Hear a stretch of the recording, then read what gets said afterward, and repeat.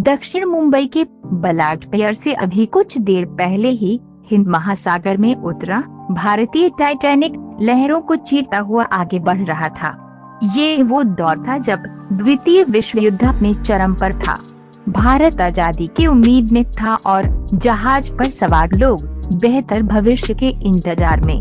सफर खत्म होना था। साउथ अफ्रीका में मोसाम्बा पोर्ट पर सब ठीक चल रहा था। 2 दिन की यात्रा पूरी हो चुकी थी। अब बलाट पियर से जहाज 930 नॉटिकल माइल्स की दूरी तय चुका था। तभी सेशल्स आइलैंड के पास तेज आवाज के साथ जहाज पूरी तरह हिल गया। अफरा तफरी मच गई। चीख पुकार के बीच लोग यही समझ नहीं पाए कि क्या हुआ। तभी दूसरा हमला हुआ और जहाज डूबने लगा।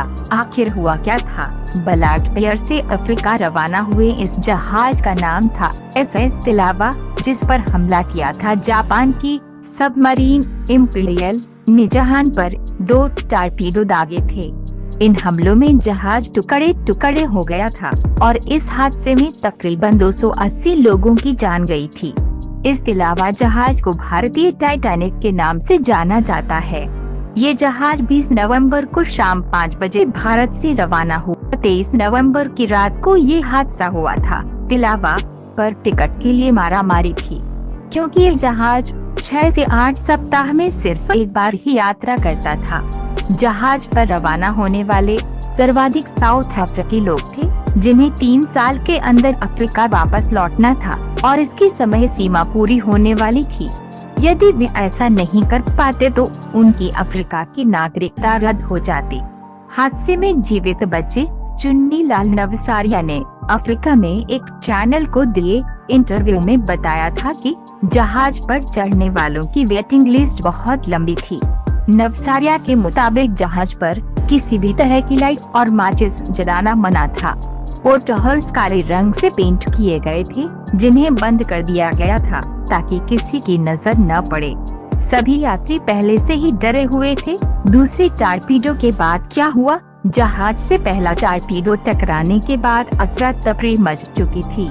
जहाज पर लाइटें बंद थीं, ऐसे में अंधेरे में ही लोग जान बचाने के लिए इधर इधर दौड़ रहे थे। लाइफ बोट और लाइफ जैकेट के लिए मारामारी मची थी। इसी बीच जहाज से दूसरा टारपीडो टकराया और कुछ ही मिनटों में जहाज डूबने लगा। इससे पहले जितने लोग सवार हो सकते थे वे हो चुके थे। बाकी जिन्हें लाइफ बोट नहीं मिली थी, वे अपनी जान बचाने के लिए ऐसे ही समुद्र में कूद चुके थे। नवसारिया के मुताबिक चीख पुकार जारी थी। कुछ लोग जहाज के तैर रहे टुकड़ों पर थे तो कुछ समुद्र में ही तैरने की कोशिश कर रहे थे। जो बोल पा रहे थे वे मदद की गुहार लगा रहे थे। जो लाइफ बोट थे वे ओवरलोड हो चुके थे।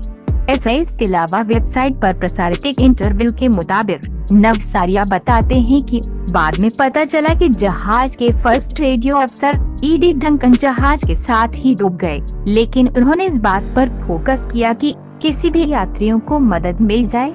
लाइफ बोट पर कुछ बिस्किट और थोड़े पानी के अलावा कुछ नहीं। जब दिखी राहत की उम्मीद, 25 नवंबर की सुबह अचानक आसमान में एक छोटा जहाज दिखा जो किसी को सिग्नल दे रहा था। कुछ ही देर में लाइफ बोट पर सवार लोगों को एक शिप नजर आया। यही शिप HMS बर्मिंघम था। इस जहाज ने लोगों को रेस्क्यू किया। मेडिकल स्टाफ ने लोगों का उपचार किया। 27 नवंबर को यह बर्मिंघम जहाज मुंबई के बलाट पियर में पहुंचा। इसमें तिलावा जहाज से जिंदा बचे 678 लोग थे। इनमें कुछ क्रू मेंबर भी शामिल थे। बाकी 280 निर्दोष लोग हिंद महासागर की लहरों में मौत का शिकार हो चुके थे। इस वीडियो में इतना ही। मुझसे जुड़ने के लिए नीचे दिए गए सब्सक्राइब बटन को दबाएं। फिर मिलते हैं। धन्यवाद।